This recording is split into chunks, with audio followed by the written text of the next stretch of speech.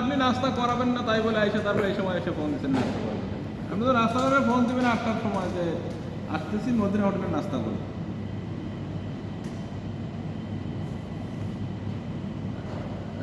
নাস্তা করছেন আপনি?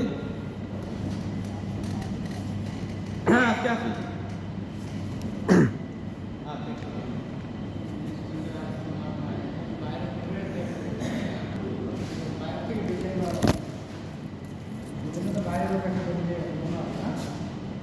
এটা তো নিশ্চয়ই